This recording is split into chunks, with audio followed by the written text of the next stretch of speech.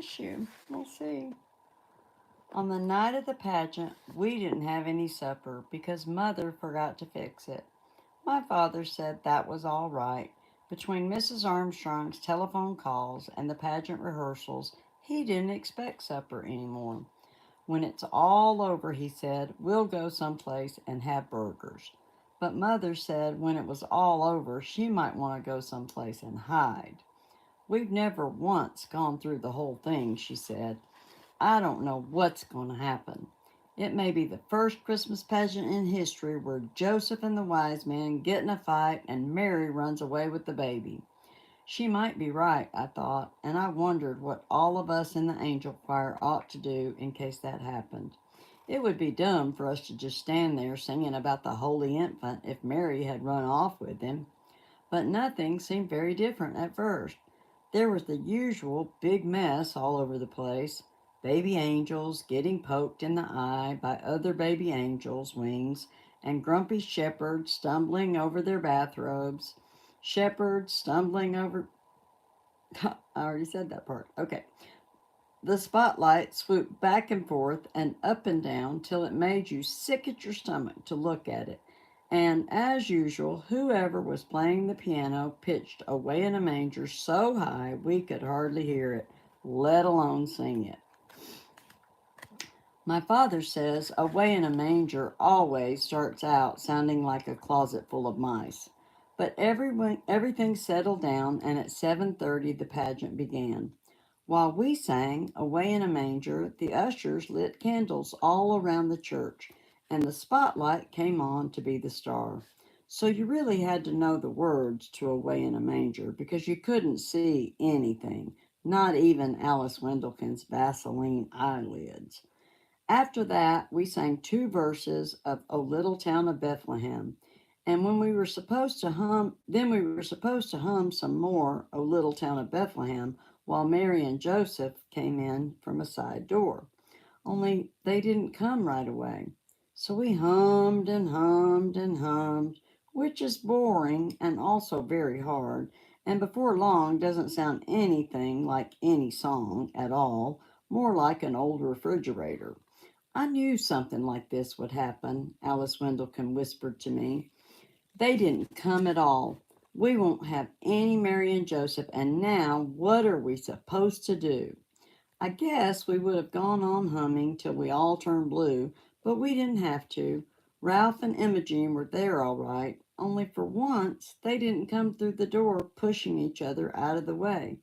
They just stood there for a minute, as if they weren't sure they were in the right place. Because of the candles, I guess, and the church being full of people. They looked like the people you see on the 6 o'clock news. Refugees sent to wait in some strange, ugly place with all their boxes and sacks around them. It suddenly occurred to me that this was just the way it must have been for the real Holy Family, stuck away in a barn by people who didn't much care what happened to them. They couldn't have been very neat and tidy either, but more like this Mary and Joseph. Imogene's veil was cockeyed as usual, and Ralph's hair stuck out all around his ears. Imogene had the baby doll, but she wasn't carrying it the way she was supposed to, cradled in her arms. She had it slung up over her shoulder, and before she put it in the manger, she thumped it twice on the back. I heard Alice gasp, and she poked me. I don't think it's very nice to burp the baby Jesus, she whispered, as if he had colic.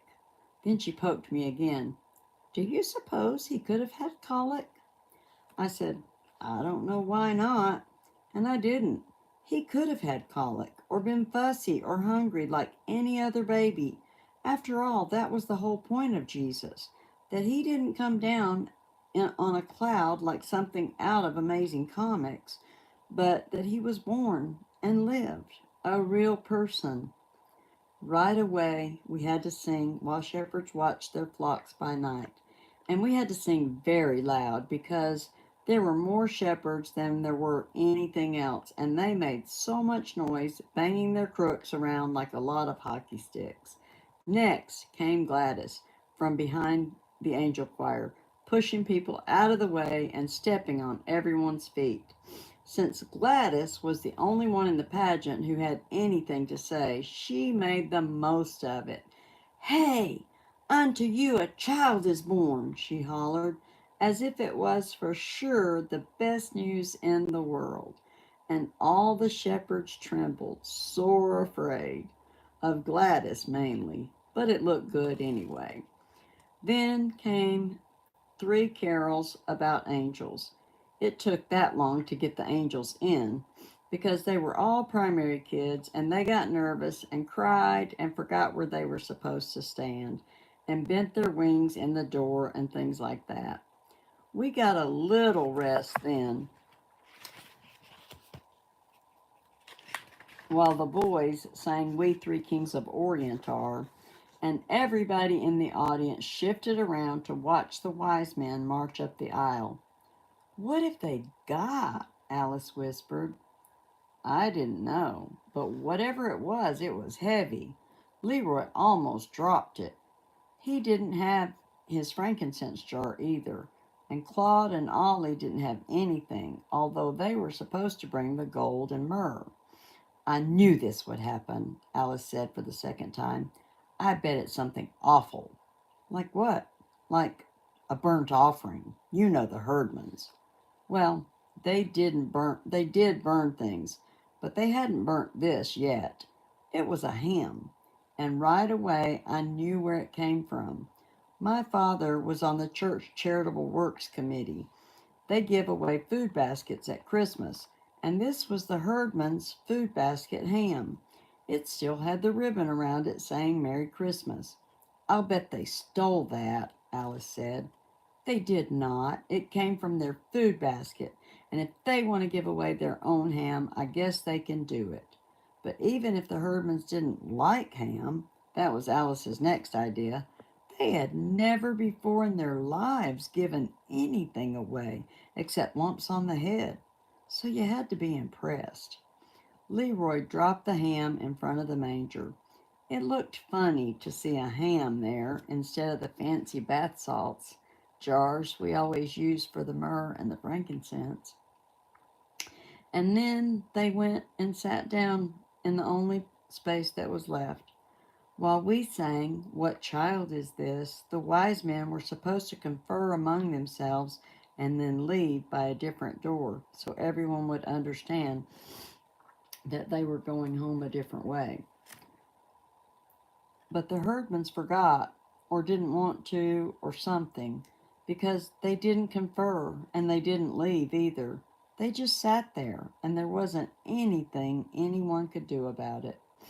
"They're ruining the whole thing," Alice whispered, but they weren't at all. As a matter of fact, it made perfect sense for the wise men to sit down and rest, and I said so. They're supposed to have come a long way. You wouldn't expect them to just show up, hand over the ham, and leave. As for ruining the whole thing, it seemed to me that the Herdmans had improved the pageant a lot, just by doing what came naturally, like burping the baby, for instance, or thinking a ham would make a better present than a lot of perfumed oil.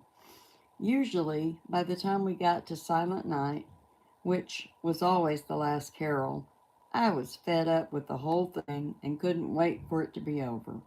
But I didn't feel that way this year. I almost wished for the pageant to go on with the Herdmans in charge to see what else they would do that was different. Maybe the wise men would tell Mary about their problem with Herod, and she would tell them to go back and lie their heads off. Or Joseph might go with them and get rid of Herod once and for all. Or Joseph and Mary might ask the wise men to take the Christ child with them, figuring that no one would think to look there. I was so busy planning new ways to save the baby Jesus that I missed the beginning of Silent Night. But it was all right because everyone sang Silent Night, including the audience. We sang all the verses too, and when we got to Son of God, Love's Pure Light, I happened to look at Imogene Herdman, and I almost dropped my hymn book on a baby angel. Everyone had been waiting all this time for the Herdmans to do something absolutely unexpected. And sure enough, that was what happened. Imogene Herdman was crying. In the candlelight, her face was all shiny with tears, and she didn't even bother to wipe them away. She just sat there, awful old Imogene, in her crookedy veil, crying and crying and crying. Well, it was the best Christmas pageant we ever had. Everybody said so, but nobody seemed to know why. When it was over, people stood around the lobby of the church talking about what was different this year. There was something special, everyone said. They couldn't put their finger on what. Mrs. Wendlekin said, well, Mary, the mother of Jesus, had a black eye. That was something special, but only what you might expect, she added. Sorry. She meant that it was the most natural thing in the world for a herdman to have a black eye. But actually, nobody hit Imogene, and she didn't hit anyone else. Her eye wasn't really black either, just all puffy and swollen. She had walked into the corner of the choir robe cabinet in a kind of daze, as if she had just caught on to the idea of God and the wonder of Christmas. And this was the funny thing about it all. For years, I'd thought about the wonder of Christmas and the mystery of Jesus' birth and never really understood it. But now, because of the Herdmans, it didn't it didn't seem so mysterious after all. When Imogene had asked me what the pageant was about, I told her it was about Jesus. But that was just part of it. It was about a new baby and his mother and father who were in a lot of trouble. No money, no place to go, no doctor, nobody they knew. And then, arriving from the east, like my uncle from New Jersey, some rich friends. But Imogene, I guess, didn't see it that way. Christmas just came over her all at once, like a case of chills and fever. And so she was crying and walking into the furniture.